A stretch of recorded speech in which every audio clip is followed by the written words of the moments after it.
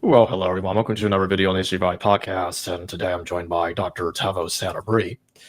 And today we're going to be talking about the problems with Jesus mythicism and what kind of evidence that we have for the historical Jesus. So, Tavo, thank you for joining me today. Thanks very much, Jacob. Thanks for having me on.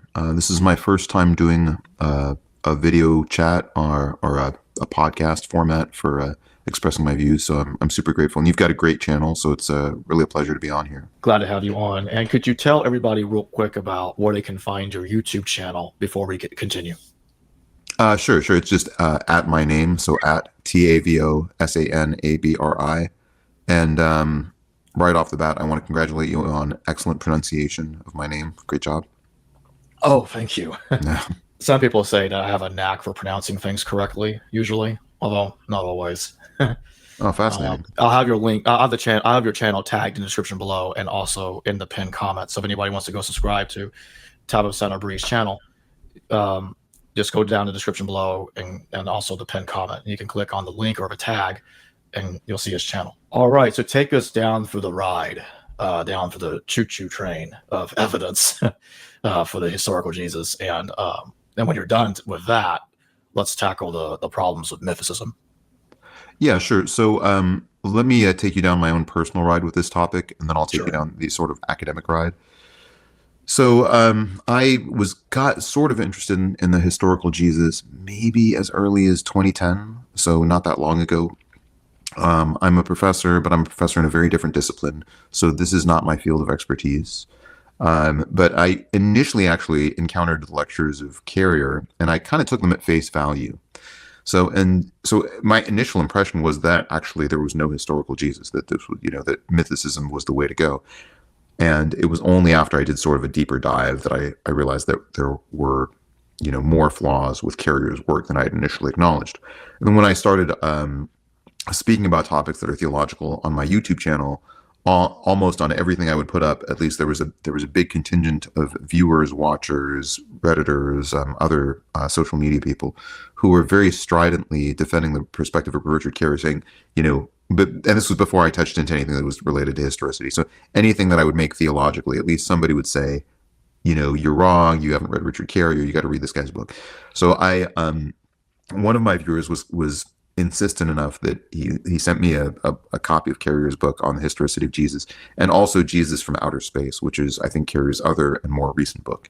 So he sent me those two books and said, you have to read this, and if you don't read these books, I'm going to comment on every video that you ever put up that you're ignoring the most important scholarly work on this topic ever. But anyways, he was kind enough to send me the books. So and that's when I read the books, and I did a review, and I was like, well, I'm really glad I did this deep dive. And I did actually read the books from a very open-minded perspective. So my field is, again, very different, but I'm an editor for a scholarly journal myself. And I've been one of the reviewers for the top journal in my field since my early days as a junior faculty member. And I've become one of the most prolific reviewers in the history of that journal. So since that journal has started keeping records, I'm one of the most frequent, most prolific, most highly rated manuscript reviewers. And they actually have my name on them on the masthead of the journal for that reason. So anyways, so I have a bit of a honed sort of academic perspective on reading manuscripts, reading ideas, and then sort of like pointing out ways that those ideas can be improved. So I tried to take that sort of enthusiasm for academic rigor and intellectual scrupulousness and apply it to Carrier's work. Now, I'm happy to also go into the historical evidence for Jesus, but if your viewers are already familiar with that, I'm happy to instead dive into critical analysis of Richard Carrier's work. So whichever you'd prefer. I suppose we could just briefly touch on the historical evidence for Jesus. And as I discussed with you in our email correspondence, I look at that evidence differently than the standard view typically does, while still that there's a historical Jesus, definitely. As you probably know, I've had scholars on my channel that do think that there was a historical Jesus, but they date the New Testament text far later in time than the standard dating normally allows for. And I guess I'll just give a very brief description of why I think there was a historical Jesus, so you get an idea of where I'm coming from. Sure, and sure. then you can come in and say what you got to say. The way I go about it is I prefer to not even really get into James. I mean, I'll talk about James, the brother of Jesus, not for the same reasons that it's typically defended by other historicists.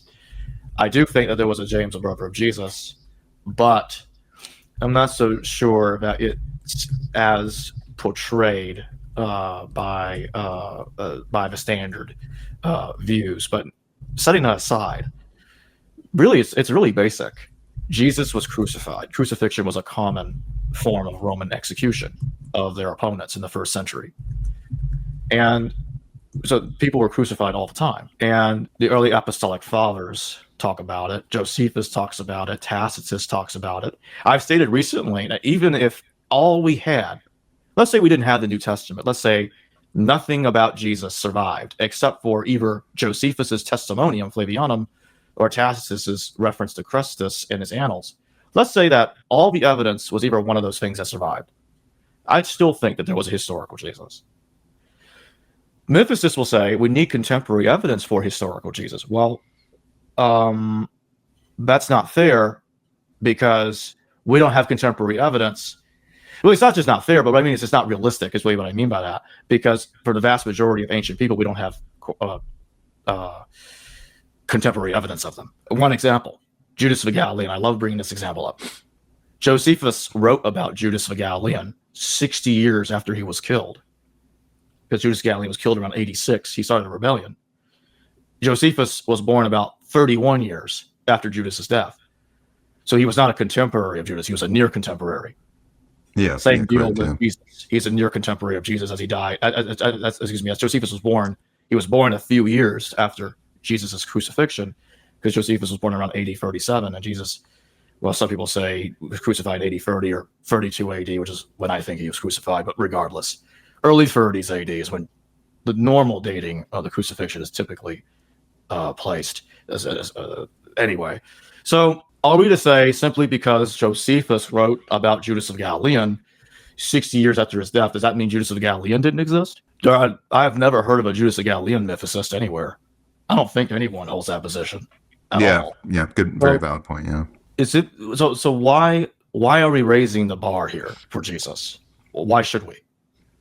And and that's the end of the point that I was making. No, I think first of all, I really have a lot of enthusiasm for a perspective that you're bringing up, which is what could we know about Jesus if we completely threw out the New Testament? I mean, I actually think that's a really interesting question, and that's what drove a lot of my interest in this topic. I actually got really interested in a book called The Toledo Yeshu. Now, there's hundreds of different versions of this book, but this is the Jewish disputation of Jesus. So this is sort of a brief, basically chapter-length book that the Jews wrote saying that, Jesus was a terrible person in a lot of different ways. So I got really interested in this book because I was sort of interested in the most critical perspectives of Jesus that I could find. And this was the closest perspective on Jesus that I could find that was also at the same time very critical. So now there's, like I said, hundreds of different versions that survive. And there's about 8 different linguistic traditions of the Toledo Yeshu. And then what I'm kind of interested in putting together, which I'm still sort of in the midst of putting together, is sort of a cladistic or a stematological evaluation of the Toledo Yeshu. So I'm in the midst of writing a book about the Toledo Yeshu that comprises 8 different versions and some commentary on each version, and at the same time doing like a cladogram or a stematological analysis. So, you probably know what a cladogram is from like looking at genetic charts, right? So when you look at like sort of a tree of different species and you see where different species branch off from each other, right? So it turns out that you can do the same thing with literature, right? So you can say, here's like 8 different versions of a book, and by looking at the degree of variance in those different versions, you can actually trace back when those versions split apart from the other versions, if that makes sense. So that's a cladistic analysis. So that's what I'm sort of interested in terms of the Toledo Yeshu. Now, all 8 different versions of the Toledo Yeshu mention a historical Jesus. If you do if you sort of integrate those sources with other Christian sources, and again, I'm using traditional dating for these Christian sources, but if you integrate them with Justin the Martyr and some other things that have been written that have come out of Christianity other than the New Testament, then you can essentially date the core narrative of the Toledot Yeshu probably to an oral tradition of rabbinical teachings that arose late in the 1st century, possibly as early as the year 70 CE. So to me, that's very interesting. So I was very interested in like sort of looking at these different versions of depictions of Jesus from the Toledot Yeshu, all 8 of which have a very historically minded version of Jesus. So none of these versions endorse a mythicist perspective. None of these versions, and they all describe Jesus as a very a human and indeed a charlatan, quite possibly a sorcerer. All 8 versions use the word miracle to describe the deeds of Jesus, but they all contend that Jesus somehow stole his ability to perform miracles from God by stealing the very secret, closely guarded 72-letter name of God. So I found that narrative really interesting. So just to clarify, these versions say that Jesus was originally had something to do with the Second Great Temple, and he somehow stole the secret name of God from this Second Temple that supposedly only the highest priests of Judaism knew.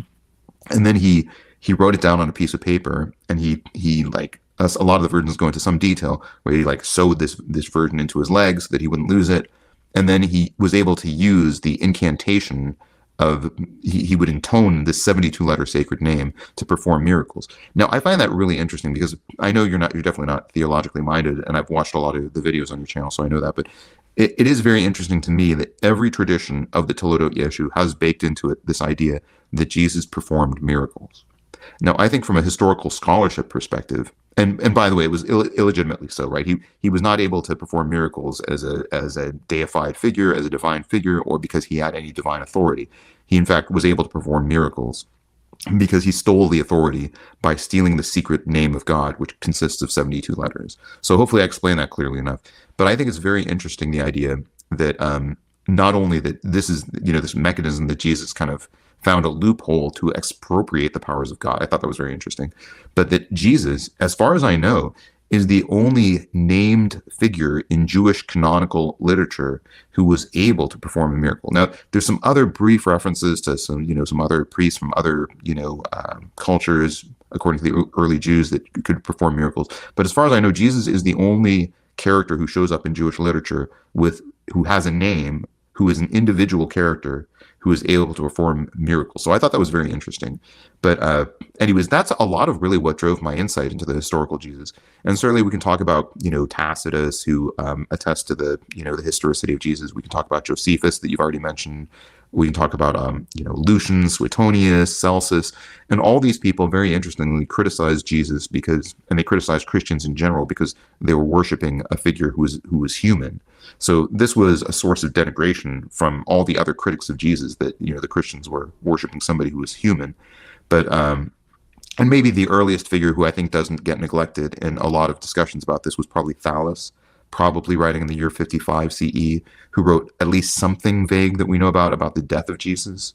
So that's just sort of another interesting aside. But anyway, so I like your approach. I wanted to incorporate the idea that the Jews do have this extensive body of literature talking about how Jesus expropriated the authority to perform miracles.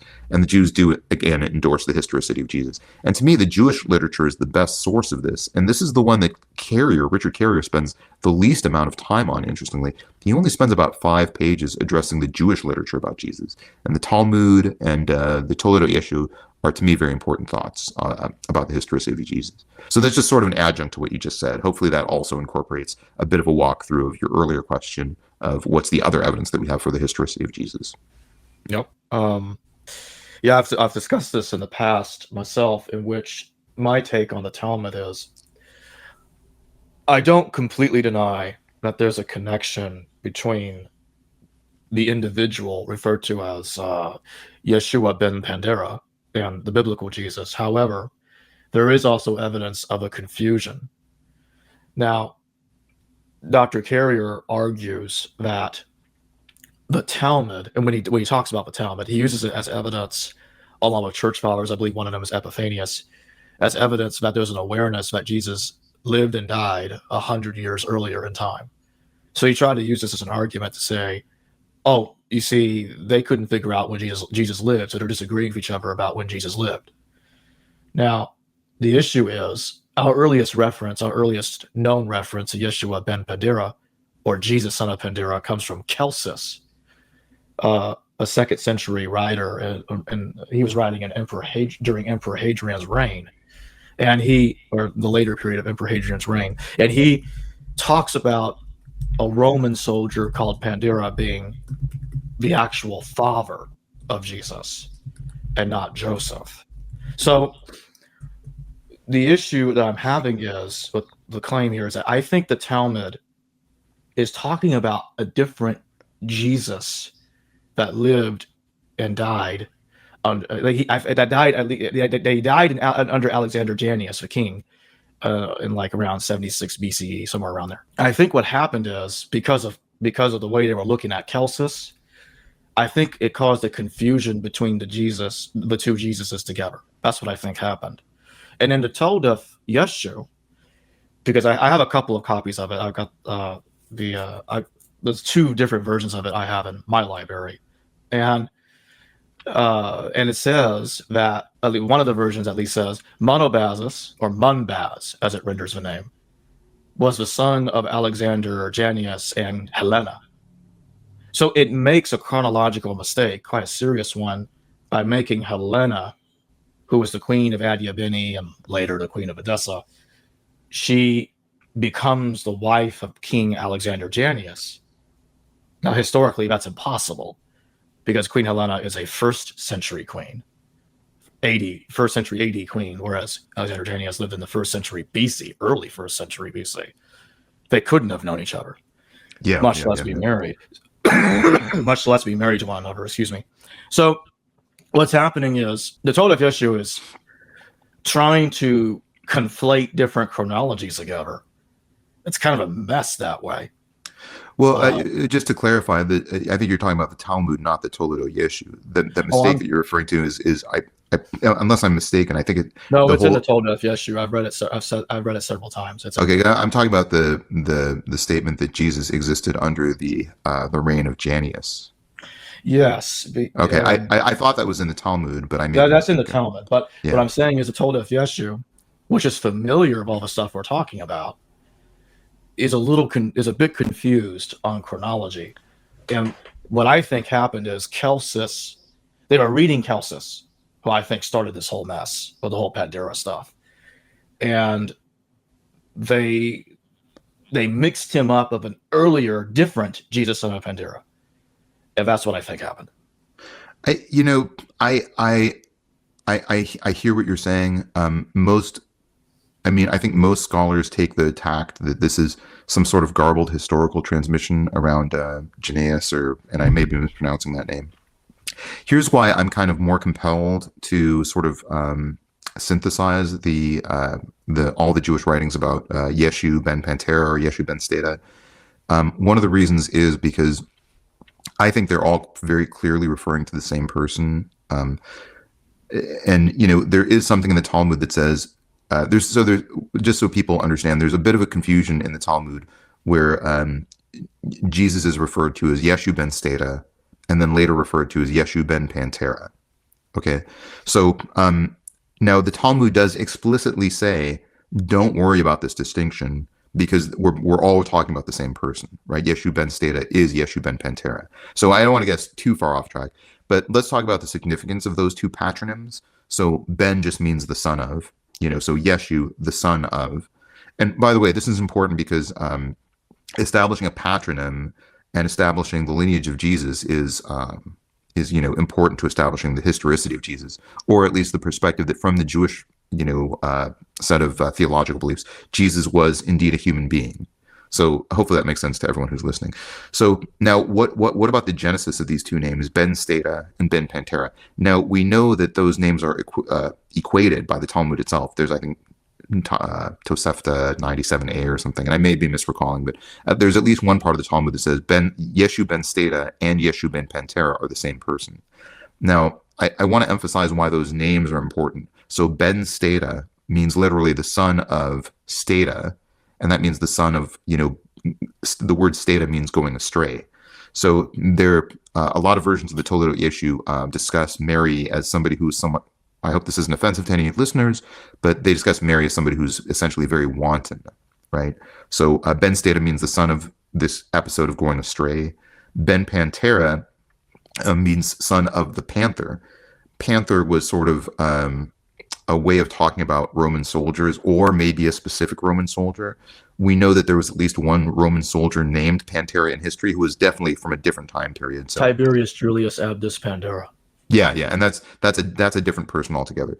But most scholars think that the genesis of this use of the word Pantera for Jesus was because of its similarity to the Greek word Parthenos. So, and I'm just giving an alternate perspective, Jacob. So hopefully that's okay. But anyways, the perspective is that the reason why they chose the name Pantera is because of its similarity to the Greek word Parthenos, which means from a virgin. And that's where you get, if you ever, study biology and you talk about frogs asexually reproducing, that's parthenogenesis. So this was in some ways a dig on Jesus. And the reason why they were, the nature of the insult was to say, yeah, Jesus was Yeshu ben Pantera. He was, and this was like a response to the Christian narrative that Jesus had an illegitimate, had a divine conception or whatever. And so the response was, yes, Jesus is the son of a virgin, but he's the son of a guy whose name is Virgin. So hopefully that sort of makes sense to people. This is why there's an effort to sort of synthesize all the different versions of Jesus and just write off the reference to Janaeus as, just sort of a garbled or misrecalled or misrecollected thing. Now, all the other stuff in the Toledot Yeshu and the Talmud and the Tosefta about Jesus does, from my mind, seem to line up. So, and by the way, the illegitimate birth of Jesus is one of the most conserved things in all of Christian and Jewish writings. I think the letters of Paul sort of make a reference to Jesus being illegitimate. Certainly the Gospel of John writes about, when the Jews are talking to Jesus in the Gospel of John, they actually make a statement where they say, we're not the illegitimate children here, essentially implying you're the illegitimate child, Jesus. Essentially, that's what they're saying.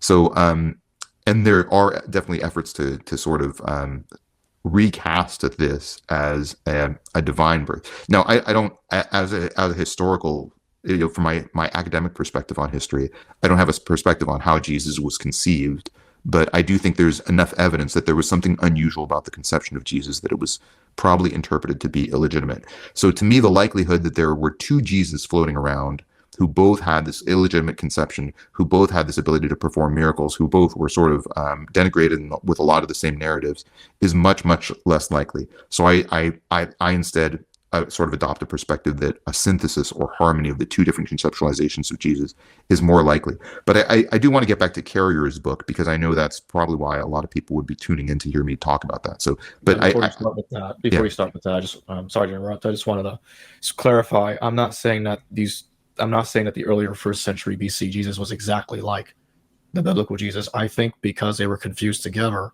the attributes of Jesus kind of got merged with him. So that's really what I was trying to say earlier. Oh, I see. Yeah. Go ahead. No. I think that's a fascinating window on a different history of time, and it's interesting that you and I are sort of approaching Jesus from similar perspectives of just getting more interested in the antagonistic literature about Jesus. But yeah, do you want to switch gears a little bit and talk about Carrier's book on the history of study of Jesus? Because sure, that may be what. Let's go. Yeah, you feel free to. So I thought Carrier's work was interesting for a number of perspectives, and I hope we'll have time to get into it. But I do want to get into like Richard Miller's response on the comment thread about the things I was saying about Carrier's work, because I think that was really, really fascinating to dive into. So if we have time, we can loop back to that. But just to get to some of my thoughts on Carrier's work, as an academician, one of the things I've taken note of is there is a rise in pseudo-academic literature. So I think it's important for the lay public to at least be sort of somewhat familiar in the consumption of literature that basically in the late 70s, books started coming out that were written to be sort of ostensibly or, academic in their leaning, even though they were not coming from any academic authorities. This started happening for the first time, I think, in the late 1970s, and it sort of escalated throughout the end of the 20th century, and it's become much more frequent this century. So I think in some ways, Carrier's work fits much more neatly in the category of being pseudo-academic, or at least fringe academic. And so one of the big criticisms that I have for Carrier's work is more bibliographical than anything. So, for instance, Carrier cites himself a lot more in the bibliography than anyone else. About 20% of bibliographical citations in the chapters that I analyzed about 288 citations from, I think, chapters 3 through chapter 7, and I think about 20% of those were to Carrier's own work. For just to give you some idea, if you look at Bart Ehrman or N.T. Wright, they're in the range of about 3 to 5%. So Carrier cites himself way more than other authors. Another thing that I thought was problematic about the bibliography was that Carrier really way more dramatically cites his own fringe literature, so literature that's not even in academia anywhere. So he cites his own blog a lot of the times. So I think this is important because a lot of people don't realize that if you are writing an academic book, your bibliography is what you live and die by. Your thesis is only going to be as strong as your bibliography. So imagine if I wrote a book on the flat Earth. So I'm trying to prove that the Earth is flat, right? And my bibliography is clearly from flat Earth sources and very, very skewed towards flat Earth sources without any academic involvement. So you would clearly say, well, that's very flawed. So for the first thing that you have to do is clean up your bibliography. So that's one of my contentions about Carrier. And then, if you take like Bart Ehrman's publications or N.T. Wright or a lot of other New Testament scholars, you can fit them nicely into alluvial diagrams where they sort of flow from citations in the scholarly literature, and then they are in turn subsequently cited by citations which exist in the scholarly literature. We don't have that with Richard Carrier's work. In other words, the only times that you find on the historicity of Jesus cited in the scholarly literature is when there's when there's either a criticism of it or a discussion that here's an example of fringe academic theory. Now, I think another reason why this is important is because there are really, really critical aspects of the methodology of academia that really have to be scrupulously maintained. And when you depart from those methodologies, you can get something like Richard Carrier's book. Just for example, he has clearly tapped into an audience that is very voraciously consuming his books. So he's parlayed his publications into a very stellar career as a social media person, but he's never held an academic position. Now, the reason why this is important is because it shows the degree to which if you can write a book that appeals to a sector of the population. And I think I wanted to get into this because this is one of the aspects that I think is very appealing to a lot of people about Carrier's work. And you kind of referenced that earlier in something that you said. So that's just one set of problems that I have with Carrier's work is his bibliography is deeply flawed. That may seem like a nerdy or academic point to a lot of people, but it is really very critically important. What other issues did you see with his analysis of these texts and the way he talks about Paul suggesting a celestial Jesus that was never on earth? Yeah, so Carrier uses a lot of very strained readings of things that Paul says. One great thing about academic writing is when you have a thesis, if it's contrary to what's the common understanding in the literature, you say, well, this is sort of a limitation of my analysis, right? So you have to sort of address your own limitations. So that's one of the first things that you look for in any manuscript is what limitations are they acknowledging? So I'll just give you one example, and there's several examples. I could probably rattle off a half dozen, but maybe the most problematic example of the Carrier cites is how Paul says that Jesus was born of a woman. Now, this is an idiom that's used in Pharisaical and other Jewish traditions to mean a mortal birth. And I found about a half dozen other references to somebody being born of a woman throughout Hellenistic literature and antiquity, and they all refer to, again, a mortal existence. So Carrier has a very nuanced reading of this, that when we say Jesus was born of a woman, we mean that this was some sort of celestial or symbolic or metaphorical birth from a woman. That's a very strained reading. I don't think it's adequately justified by anything he says on the historicity of Jesus. Why would Paul choose that verbiage if Paul would have at least have had to have been aware of the fact that born of a woman is going to make most people think that Jesus is mortal. So this calls into question Carrier's whole thesis. And keep in mind, in Carrier's book, he believes that Paul's epistles are legitimate. So he thinks this is a very strong source of evidence. So if you lose your perspective that Paul is writing about a celestial Jesus, then there's a significant leg of Carrier's work that gets undermined, if that makes sense. So what Carey writes is born of a woman means, it's some sort of symbolic or celestial or metaphorical birth from a woman. Paul would have at least had to have known that if that was his intention, he would have needed to have explained himself further, because everyone reading that in the time, both on the Hellenistic side, on the Jewish side, and on the early Christian side, would have taken born of a woman to mean, yeah, this is somebody with a mortal birth. Now, there's a lot of other examples where Carey takes something that Paul says and interprets it in a very strained way. But this also gets into another problem that Carey has in his book, which is that there's essentially no falsification for what Carey's thesis is. Because Carey is saying anything that you bring up, he's essentially saying this could be mythological or metaphorical or symbolic, right? So I could say, I literally saw Jesus walking down the street, and he literally stopped at a sandwich shop, and he literally ate a sandwich in front of me. And Carey would say, well, no, this is a metaphorical depiction. So Jesus was walking down the street metaphorically. He ate a metaphorical sandwich, and it was a celestial sandwich that he was consuming. And he was, so I mean, this is a big problem in my mind that Carey's work has.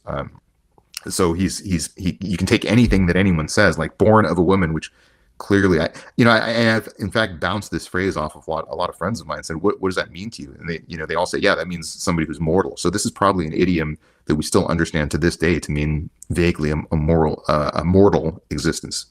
So hopefully that makes sense. Yeah, and in one of the books of Enoch, I can't remember right now if it's in first or second Enoch. I think it's in first Enoch. The phrase born of a woman is used there. Yeah, and definitely in the book of Job, also the phrase born of a woman, and several other instances in the Old Testament, that phrase definitely means this is a mortal person that we're talking about. They lived a mortal existence. They were born of a woman. What do you make of his claim that Jesus was crucified in the celestial realm and not on earth? Yeah, again, it's a strained interpretation. There's sort of a depiction of blood and water gushing from the chest of Jesus, from his chest wound. Carey, it's kind of interesting because another thing about Carey's work is he uses a lot of procatalepsis. So again, I sort of statistically did an analysis of some of his writings, and I took a lot of the phrases that he uses that are sort of preemptive, and I said, how often per 1,000 words does he use preemptive phrases? And again, he uses preemptive phrases about 20 or so words per every 1,000 words. So every 1,000 words he says, there's at least a phrase where he says, now don't let this argument that other people are going to bring up fool you. So throughout his book, that's what we call procatalepsis, when you're talking throughout the book and you're constantly responding to arguments as you're making your own arguments. So it's almost as though while you're reading Carey, you get the sense that he's constantly having this debate with an imaginary opponent to try to preempt all the arguments. So to your question, Carey does have some analysis as to why crucifixion is a celestial process, but every side argument that he has becomes increasingly convoluted, and you have to follow like sort of a different Byzantine pattern of thinking. And but to me, the depiction of Jesus' crucifixion with blood and water is very aligned with what my medical exposure is. And it's very aligned with what happens when you stab somebody in the chest when they've gone into hypovolemic shock. And there was actually a paper in 1987 that evaluated what would the crucifixion of Jesus look like from a medical perspective. So let's treat this as a medical event. And indeed, if you stab somebody in the chest after they've been through that degree of torture, if again, I know we're assuming a lot of details about Jesus' final moments that, may be a little bit questionable. But my point is to say that this is a very human depiction. So blood and water refers to the fact that there would be an effusion in the chest, probably a pleural or pericardial effusion. That happens when somebody's been through massive trauma. They get these effusions that become really huge, which just means the pooling of fluid. So when you stab them through the chest, you're going to have a lot of water that pours out. If you want more details, there was a paper in the Journal of the American Medical Association in 1987 that goes into a lot more details about the crucifixion of Jesus and what that would have been like. But blood and water is probably apt phraseology for the crucifixion. So it is interesting to me that the earlier Christian Gospels do depict the crucifixion as very, very painful.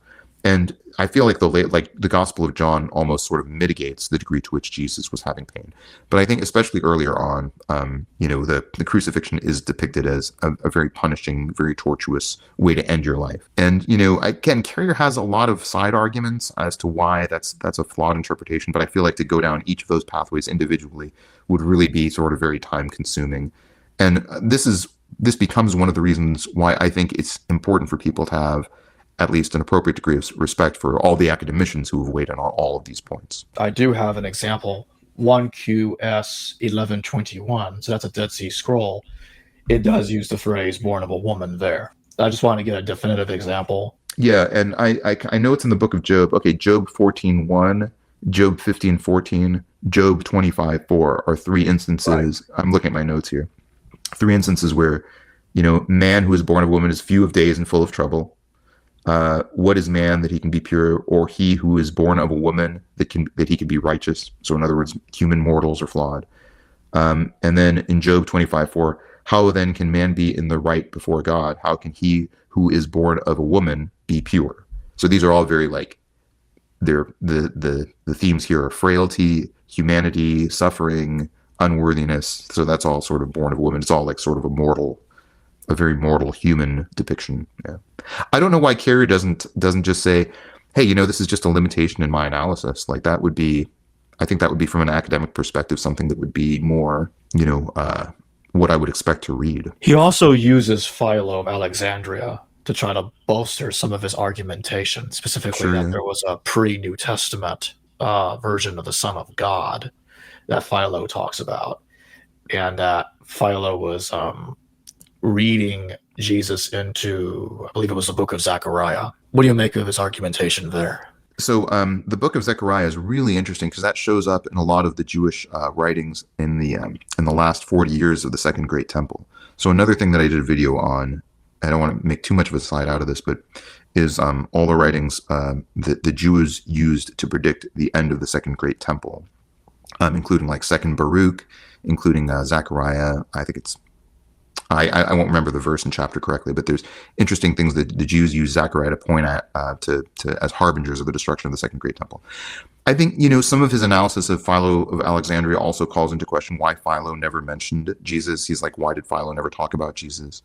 I don't find that particularly persuasive. When Philo was, I think, so Jesus had a ministry for about 3 years. Philo was, I think, roughly 50 years old when Jesus had his ministry. I'm roughly 50 years old, so there's a lot of things that I just don't care about because I'm a little older and sort of. Well, here's my comparison, because I did have this conversation with somebody who is a very strident defender of Richard Carrier's book, and he said, he was like going to like, why does Philo of Alexandria not mention Jesus? I used to write music reviews just for fun because I have a real passion for music. I was writing in the peak of dubstep, and I wrote dozens and dozens of reviews. Now, I didn't write a single review on any dubstep artist, right? So why would I skip dubstep entirely? If you read my reviews, you would say you must have been writing in a different time other than dubstep.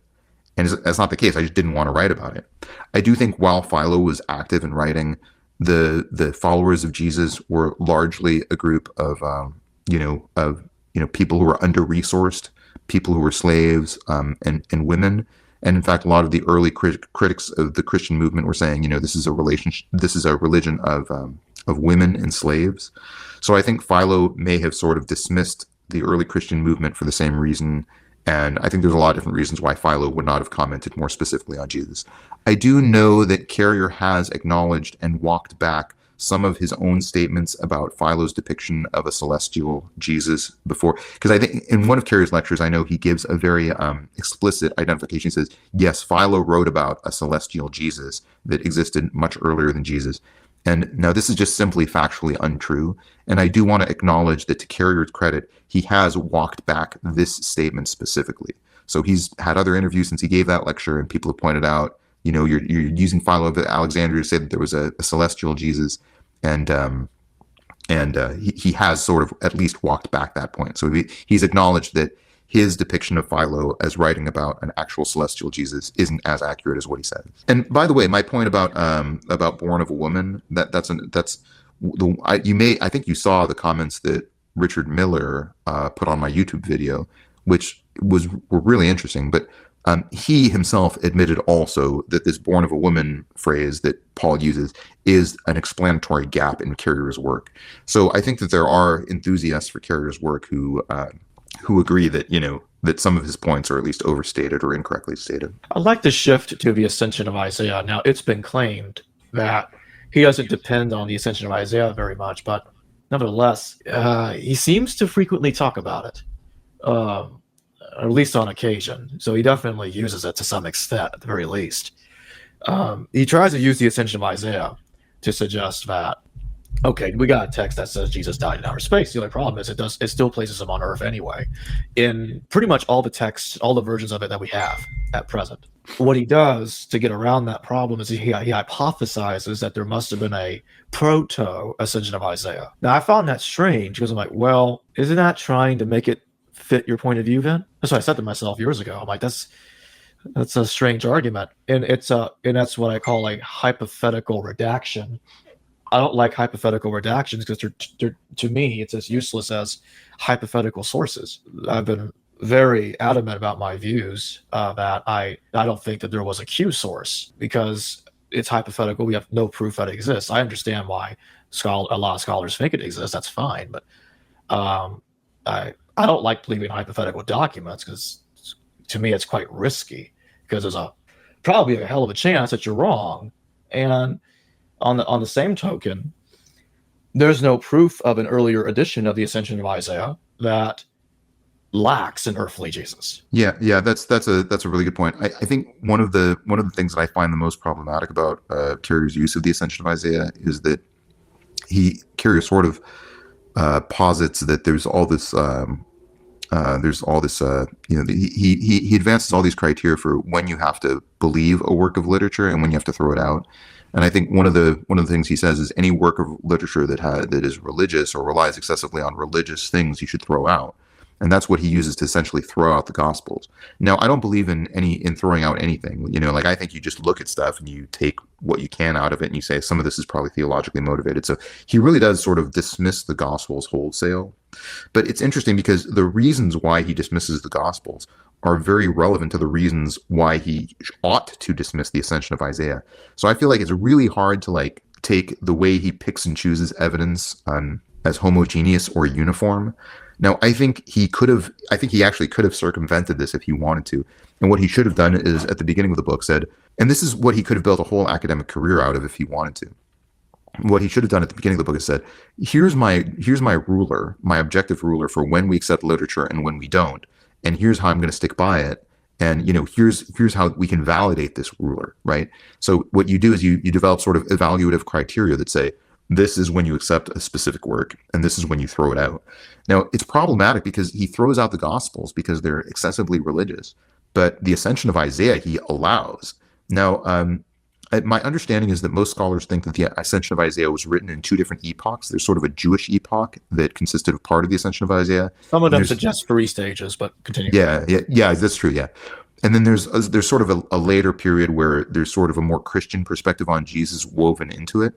So this makes perfect sense to me because I do think that there was a body of Christian work that probably tried to take Jewish writings and kind of excessively harmonize them with the theology of Jesus. Here's the interesting thing. Yeah. Just before I forget, I don't mean to cut you off. Oh, no, go ahead. There's a martyrdom of Isaiah that is connected, in terms of some individual called Simeon ben Azai was mentioned as having found it. I think his martyrdom was dated to around, AD 138. I might be about 2 years off if I'm misremembering, but anyway, it's in Hadrian's reign, at the end of Emperor Hadrian's reign, basically, or in his final years. And so somewhere between 135 and 138 AD, this individual is connected to discovering, I kind of think it really means wrote the martyrdom of Isaiah. And it doesn't mention any of the Christian elements. So I accept the 2-stage creation of the Ascension of Isaiah because the martyrdom of Isaiah about the Christian elements appears to be attested. And I'm not sure if this has been discussed by scholars in the Ascension of Isaiah that have worked on the Ascension of Isaiah, but I think they should talk about it if they haven't already, because it supports the 2-stage creation theory. But continue. No, I mean, even if you take the Ascension of Isaiah at face value, it still is not like a slam dunk for a mythicist perspective on Jesus, right? So, in other words, you have to have a strained interpretation, even if you read it. And I've read what I can of it, but I think there's something that says that the rulers of this world crucified Jesus, right? And so Carrier takes the rulers of this world to mean the evil forces that exist in another realm but rule this world.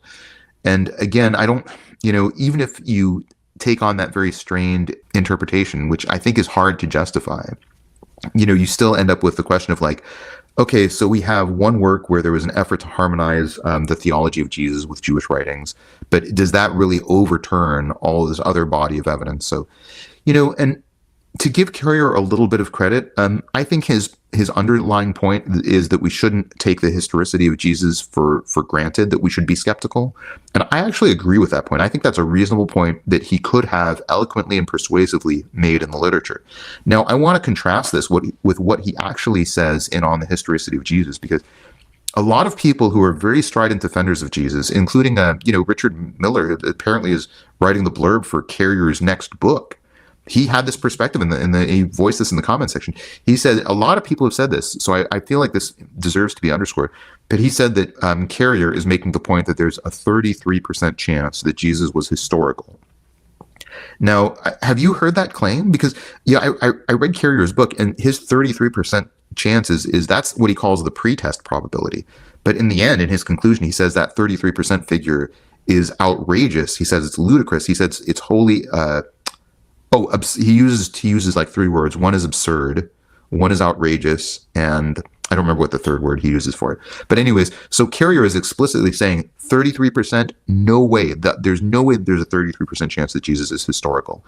But still, I feel like a lot of people come away from reading Carrier's works by defending this 33% statistic. Now, ultimately, in the end of Carrier's book, he says the odds of a historical Jesus are 1 in 12,000. Now, I realize it's a bit of a non sequitur, but the reason why I bring that up is because even if you take Carrier's very strained wording of the Ascension of Isaiah, you can maybe say, all right, maybe I doubt a little bit that Jesus was historical, but for me, it's not enough to turn the tables. And it's certainly not enough to justify the final analysis of Carrier's work on the historicity of Jesus, where he concludes the best calculation for the possibility of Jesus is 1 in 12,000. So that's 0.008%. Now, I thought this was really fascinating because there are so many defenders of Carrier who will just say, no, he's just trying to make the argument that you should be skeptical of the historicity of Jesus. And I'm like, nope, that's explicitly not what Carrier is saying. Carrier is saying definitively the percentage of Jesus is not just less than 0.1%, not just less than 0.01%, but 0.008%. This is a very low percentage. And that essentially is, in the realm of historical studies, that's complete epistemological certainty. So I guess the reason I'm bringing that up is because even if you again, take his interpretation of the Ascension of Isaiah from this very strained, interpretation of it, I think you still may be like, well, okay, I have a little bit of doubt, but that's just one work in the body of many dozens of works written about Jesus from a theological I'd like to read real quick from his quotation of the Latin recension. Sure, go ahead. Yeah. Of the Ascension of Isaiah. He said, this is how it reads. After this, the angel said to me, understood Isaiah, son of Amos, because for this purpose have I been sent from God, that everything be revealed to you, for before you no one ever saw, nor after you will anyone be able to see what you have seen and heard. And I saw one like a son of man dwelling among men and in the world, and they did not know him. And I saw him ascend into the firmament, but he did not change himself into another form, and all the angels above the firmament saw him, and they worshipped him. Now notice a part of it. He puts this in bold letters too, in page 43. This is in page 43 of On the Historicity of Jesus. And he says, so he's quoting the text, it's saying that he dwelled among men. So Jesus is dwelling among men. Yeah, that's true. So he can't get rid of him being on earth in the Latin recension. And the other recension, is I think it's the Ethiopic recension. I don't remember, but the other recension still has Jesus being on earth.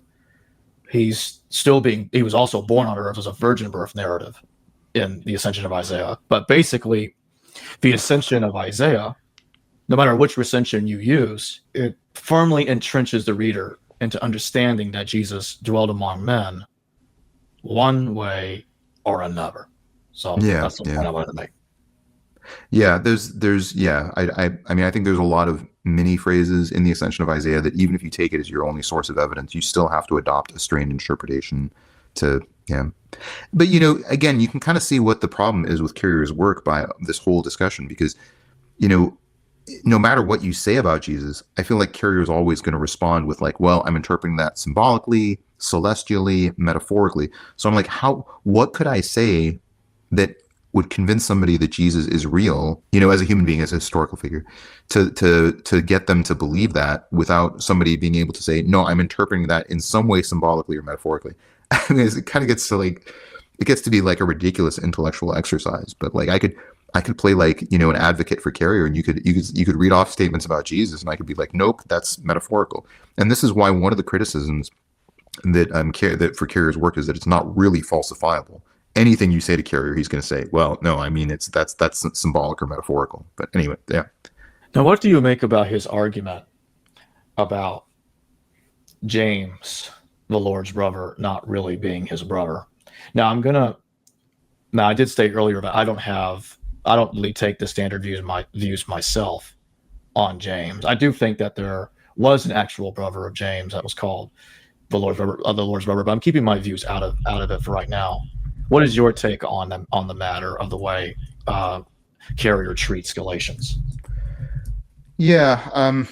Again, this is another thing where I would talk about how this is a strained use of Carrier's interpretation. But so, are there ways in which Paul uses James? There's a grammatical phrase for the way that Paul distinguishes James, and I'm blanking on what that phrase is. But Paul calls James the brother of the Lord. So he says in Galatians 1:18 through 19, then after 3 years I went up to Jerusalem to visit Cephas and remained with him 15 days. But I saw none of the other apostles except James, the Lord's brother. And the language that he uses here is James, the brother of the Lord. So this is different than this kind of possessive form of the brother of the Lord is the way Paul is using this phrase grammatically. And he never uses this phrase to refer to anybody else. So he does use the word brothers. In other words, so another way of sort of thinking about this is, if Paul meant that James is just a brother, he would have said that James is a Christian brother, or he could have simply said, this is James, or James among the brothers of the Lord. So there's a lot of different ways that, in other words, the way Paul was using this phraseology is almost exclusively used to refer to sibling relationships, and Paul never uses the phraseology that he uses to describe James as a brother of Jesus to any of the other, broadly, brothers of the Lord and in other ways. So, the phrase in Greek is adelphon to Kyrio, or the brother of the Lord. And this phrase never shows up in any of Paul's other works. So, I guess the question is like, why does Paul use this phrase exclusively for James if all Christians are brothers? Why is James set aside? Like, why does Paul say like this person who's Christian, this person who's Christian, this person who's Christian, and James, who was the brother of the Lord? So, and the same works in other people who refer to James. Like I think Josephus refers to James, and I can pull up that passage. It's somewhere here in my notes. But my point is that there is clearly a way that Paul is setting aside James and talking about his brotherhood with Jesus in a very, very different way than any of the other Christians who are brothers of the Lord, more broadly speaking. What do you make of his other argument that he makes that Paul never blames earthly individuals for Jesus' crucifixion? That he says that 1 Thessalonians 2:13-16 is a total interpolation, that Paul didn't write that. He never blamed Jews for killing Jesus. And that the archons in 1 Corinthians are actually heavenly individuals, celestial individuals that had Jesus crucified. That had nothing to do with earthly authorities. Yeah, I don't think Paul is making that argument, but I do want to say that I'm fairly persuaded by some of the analysis that I've seen by some historical scholars, including people who've been on your channel, by the way, that make the argument that some of what Paul is trying to do is mitigate the Roman responsibility for the death of Jesus. So, in other words, the Romans were clearly sort of, against the Jews. The Christians were probably trying to sidestep some of that wrath. So I think there are things that are in the authentic and even non-authentic letters of Paul where Paul is trying to say, yeah, the Romans weren't, let's take the death of Jesus and depict it in a sort of a more sterilized way. And I think at times Paul does cast a little more blame towards the Jews, but I think the whole point that Paul is making in a lot of these contentions is to try to sort of soften the relationship between the Jews, between the Christians and the Romans, if that makes sense. I think another example of that is when Paul says, "Slaves, obey your masters." Now, again, I think that's not in. I may be mistaken about that, but my understanding is that phraseology is not in the authentic letters of Paul. It's in something else that Paul wrote. But my point is that I think this was a direct response to the early criticism of Christians, which was found in some Greco-Roman critics' writings, that Christianity was a religion for the slaves and the women, right? So I think Paul is trying to do a lot of stuff to sort of walk back the Roman criticisms, and also at the same time mitigate anyone who could criticize Christianity or lump it in with any kind of pernicious belief system that might incite people to rebel in any way. Like, there was clearly a lot of wrath towards Jesus. I believe that the crucifixion of Jesus wasn't entirely from the Roman perspective. It wasn't entirely motivated by Roman interests. It wasn't entirely motivated by Jewish interests. But I think, the early Christians saw the writing on the wall, and they said, if the Romans continue to come down on us with this level of wrath, we're never going to be able to grow as a religion. And so I think that's why Paul walks back at least some of the Roman responsibility, and he may be depicting the crucifixion in more sterilized terms in terms of assigning blame in general. What other issues do you have with his claims that we haven't touched on yet? I mean, we haven't talked about rank-Raglan methodology. I think that's kind of important because his entire justification of a low pretest probability for the historicity of Jesus is that Jesus, these 22 point, and I actually had this in my video and I took it out because I thought it would be a little bit too nerdy. But, Carrier uses this classification scheme for mythotypes developed by Otto Rank and Lord Raglan. Now, those were two literary critics they were not historians. They were writing before the time of Carrier. But what they developed is 22 criteria for evaluating myths. And and this is really kind of a really central point in Carrier's analysis, is that Jesus is the only person who gets up to a 20 on the score of 22 criteria. And this seems very, very persuasive when you read it for the first time through, until you really look into those criteria. So other people like Bart, Ehrman, and a few other historical scholars, N.T. Wright, I know, has done this, and several other historical scholars have evaluated rank-Raglan mythotype and applied it to Jesus and gotten much lower scores, like 10 or 11 out of 22.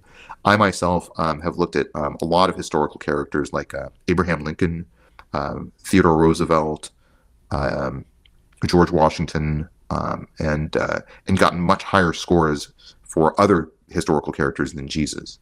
I do think that I'll tell you, the person who got the highest score when I put them through the rank-Raglan methodology is somebody who lived relatively recently, which is Chuck Mosley, who was the former lead singer of the band Faith No More. He actually got, I think, like an 18 or 19 out of rank-Raglan methodology. Now, here was a real person. Everyone knows he's real. He's a real person. But it goes to show how, number one, Carrier advocates for this mythotype, this set of criteria, and again, a set of evaluative criteria, but he doesn't validate it. And what he really would have needed to have done to validate it is to show that other scholars can score different people throughout history with this Raglan mythotype scale and get very similar scores to each other. So I think my point is, like, it's an interesting scale. It was never meant to distinguish between historical versus mythical individuals. And at the same time, other people who scored Jesus have gotten very, very different scores. So it's clearly something with a lot of inter-observer variability. Now, here's another example, though, where I think that Carrier could have built a very strong academic reputation and a very strong body of work academically. He could have said, let's look at evaluating, at creating a set of criteria that we can use to differentiate historical from mythical individuals. And then let's do some tests to look at inter-observer variability to see how well that works. And then after you develop that body of work, then you apply it to Jesus. Instead, he selects rank-Raglan methodology seemingly randomly out of the other mythotypes, right? Campbell had a different scale of evaluative criteria for evaluating mythotypes. A lot of other people have had similar scales. So why does he choose rank-Raglan? We don't really have a justification of that. Why does he give Jesus a score of 22? Well, a score of 20 out of 22 on that scale? Well, I think the answer is because he's trying to prove his point. So But again, he could have built a strong body of work. I go into this in the video. So my point is to say that the video is not that I made is not, to just criticize Richard Carrier, to say he's a terrible person. It's more to say, like, he could have done this in a way that would be academic, in a way that might even increase our understanding of Jesus as a literary or historical figure, but he didn't do it that way. Another problem that I have with Carrier's work is he really does write off, and this gets into rank wrangling methodology a little bit as well, but he really does write off a hybrid hypothesis. In other words, he at the beginning of the book, he says, we're going to look at two explanations for Jesus. One is the minimal Jesus, which is the historical Jesus, and the other one is the mythical Jesus, and which is his conceptual, which is very fleshed out and very detailed. So the minimal Jesus is very vague. So naturally, it has very little explanatory power in it. So that's the historical Jesus that the Carrier kind of sets up as, in some ways, his straw man that he's arguing against. And then he goes into the mythical Jesus, and that's obviously what his book about. But he forgets about the hybrid Jesus, right? And I think you could say maybe Jesus there was a nucleus of a historical person named Jesus, and maybe that nucleus was later elaborated with different components borrowed from different mythologies. That, to me, is the version of the story that has the most explanatory power. It's still based on a real historical Jesus, so in some ways, Carrier would have to give a little ground to that. But he really glosses over the fact that there can be any hybrid hypothesis. Another really big problem, and I don't want to be too long-winded, but I'd probably be remiss if I didn't say this is the most commonly repeated refrain of defenders of Carrier, but a very commonly repeated argument that defenders of Carrier have is that Jesus was very similar to all these other dying and rising gods.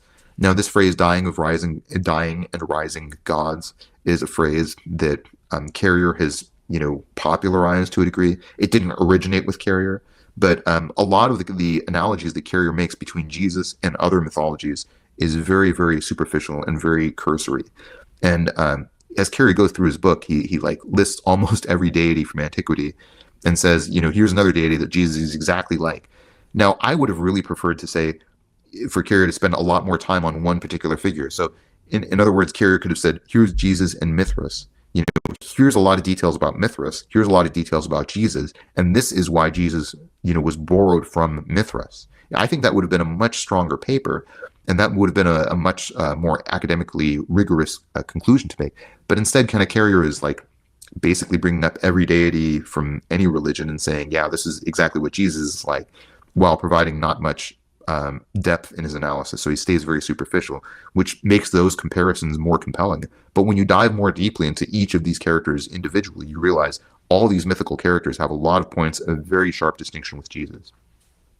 Those are just a few points with Carrier. I do want to, again, give Carrier some props. It's an entertaining book to read. I enjoyed reading it. I felt like it deepened my appreciation for the need for skepticism in perceiving a historical Jesus. But I just think that, Carrier offers a really high degree of epistemological certainty by the end of the book that not even his own defenders seem to really understand, and the question is, that number that Carrier finally arrives at justified? Because a lot of people will say, I read Carrier, I believe that there's no way that Jesus could be historical. And when you talk to other people who are a little more insightful about Carrier's work, they sort of admit that, at best he brings up some causes for skepticism without diving, more deeply into what those quantitative values are. I mean, there's other points here, like the wholesale dismissal of Gospels is not very scientific in my mind. I don't think he spends enough time on the Jewish disputations of Jesus. He doesn't spend enough time on the patronyms for Jesus. Ben Pantera, I don't think really gets enough attention in Carrier's work. I think the last thing we can talk about before we close is his dismissal of the Testimonium and Josephus. As my audience is becoming more and more aware of, that there is, the line is moving forward here lately on, like, the trajectory of scholarship seems to be heading towards either the entire testimonium is authentic, or the whole thing is or either the whole thing is authentic, or almost the whole thing is. With scholars like T.C. Schmidt, for instance. I've had scholars on my channel before Dr. Schmidt, like Dr. Samuel Zinner and Dr. Gary Goldberg, both of whom hold the view that the entire Testimonium Flavianum is basically authentic as it is. Whereas Dr. Schmidt holds the view that almost the whole thing is authentic. While Dr. Carrier seems to be certain that the whole thing must be an interpolation. And one of the issues I have with the argument that it's an interpolation is why would it use a past tense phrase in the testimonium, Jesus was the Christ? And so that's kind of my problem. Why would a Christian interpolate that Jesus was the Messiah in the past tense? Now, when it comes to the James passage, the argument there I think is really, really strained, because he argues that Jesus ben Damnius was the actual brother of James in that passage, and not Jesus, Jesus called the Christ, or Jesus of so-called Christ, depending on how that's translated. And that the Christian scribe confused the Jesus and James that were there with the biblical Jesus and James. There's a couple of issues I noticed right away. Is Jesus's father, the father of the high priest Jesus, is called Damnius. Had he been named Joseph instead of Damnius, I think the argument would have had a bit more strength, but it doesn't. Number two, this Jesus is living 30 years after Jesus, the biblical Jesus, was supposed to have been crucified. So it would have been very obvious to the Christian scribe, the Christian copyist, that is not the biblical Jesus. I have to say, this argument to me is ridiculous, that Jesus ben Damnius got confused with the biblical Jesus. It just makes absolutely no sense to me. I don't even see how it's possible. And the James there is somehow his brother, but it's altered to make it look like that he's the brother of Jesus. After writing Legomeno Christu, called Christ, he was a brother of Jesus called Christ. Like, why would they put it like that? You see my point? I do. I mean, I kind of read it as well. All right. So first of all, I think the most convincing case is that some of the language that Josephus uses is an interpolation, that's just me personally. But here's the problem with that: is if you believe that there was an interpolation of Josephus's work, then that kind of proves that the other parts of Josephus's work, in terms of the historicity of Jesus, have to be authentic, right? Because in other words, why would you interpolate something into and to me, there's a bit of a tonal shift in how Josephus deals with Jesus. You know what I'm saying? So if you have control over everything that Josephus says, and you can just kind of change the whole paragraph, why wouldn't you write something about Jesus which is very positive from Josephus's perspective de novo? In other words, why interpolate something? The fact that you have to interpolate something to make Josephus talk more highly of Jesus as divine means to me that there was either some sort of limitation in the control that Christians had about Josephus, or that there was just sort of no way to harmonize the rest of what Josephus was saying to accommodate a humanistic portrayal of Jesus. Now, in terms of this language was called Christ to Legomeno Christu, right, and not is called Christ. I think. I mean, to me, it's just Josephus is using the imperfect tense and saying was called. So in Greek, that sort of means used to be called or was known as. And so I think it's saying during his life, he was known as Christ. So I don't know that implies like a denial necessarily. It is interesting phraseology. My understanding is that this is just a reflection of the commonly Greek used imperfect tense for people who used to be called certain ways. So in Antiquities 15.9.3, Josephus says, Simon, who was called Boethus, and Simon, who was called Celis in Antiquities 17.4.2. So he's using sort of the same tense here, which is a past imperfect tense. So I don't know if I find that persuasively about changing my mind about Josephus. I'm in the camp that at least some of what Josephus said about Jesus is probably an interpolation. But you wouldn't. In other words, if you have the ability to just rewrite the narrative of Josephus de novo, you're going to write something that's more affirming of the divinity of Jesus. Well, when I'm talking about, like I said earlier, I was emphasizing more of an issue with his claim that the James passage was not originally referring to James as being the brother of Jesus called the Christ. Yeah, this is in Antiquities 20.200, where Josephus writes, the brother of Jesus who was called Christ, whose name was James. Yeah, well, I think maybe a good topic to close on in terms of on the historicity of Jesus is, just the importance of having an academic perspective when you're tackling historically charged questions.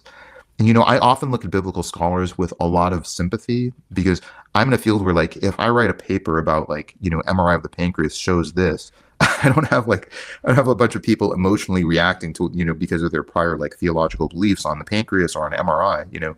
So I'm kind of lucky to be in a field that's very, like, removed from what popular opinion is. And I do feel a little bad for biblical scholars because, you know, I feel like they're writing in a field where people are very charged. But I think maybe the biggest problem that I have with Richard Carrier's perspective is that he identifies himself as an academician, as a scholar. He says, I'm writing from the perspective of the scholar. But at the same time, he says, I'm writing to prove atheism. You know, so to me, the moment you decide you're proving a specific theological perspective, whether it's pro or con to any belief system, that's the point that you stop being an academician. To me, if you're an academician, you say, I'm going to look at the evidence, I'm going to look at it very carefully, and then I'm going to see where that trail of evidence leads me. So Carrier has often, in several public statements, said, you know, I'm writing as an atheist. I wrote this book to prove atheism. I wrote this book to disprove Christianity. And I think that's the point at which you stop being a scholar. And if Carrier wants to advance himself as an atheist philosopher or an atheist, arguer, I think that's a very reasonable perspective.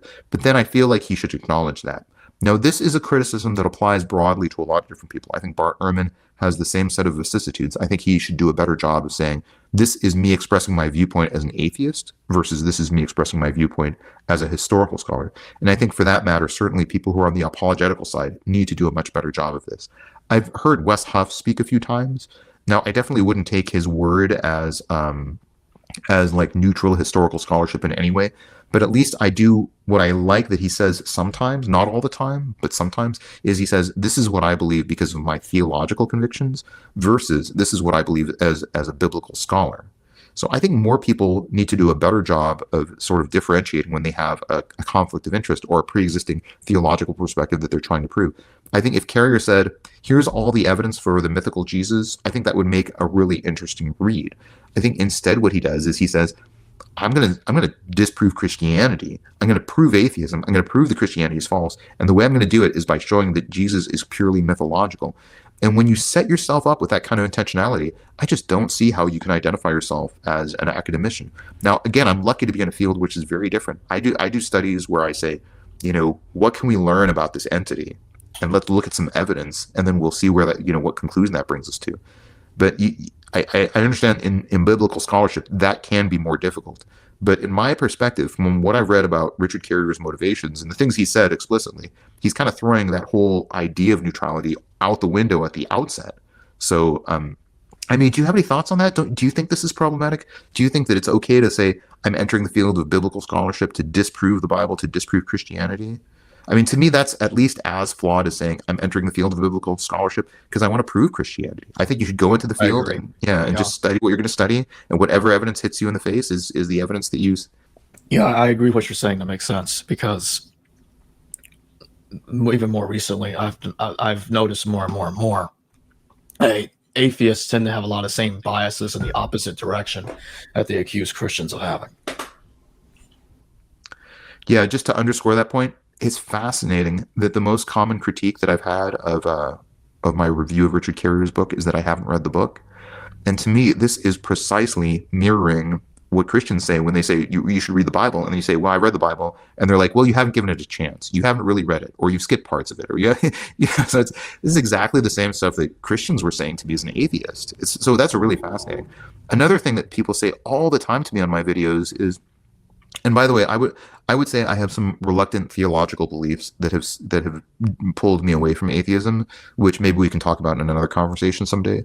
But you know, it's interesting to me that a lot of the responses that people put on my videos is, "Oh, you were never a real atheist to begin with," and that is just fascinating to me because I mean that's what Christians say to atheists when people leave Christianity, right? Oh, you were never really a Christian.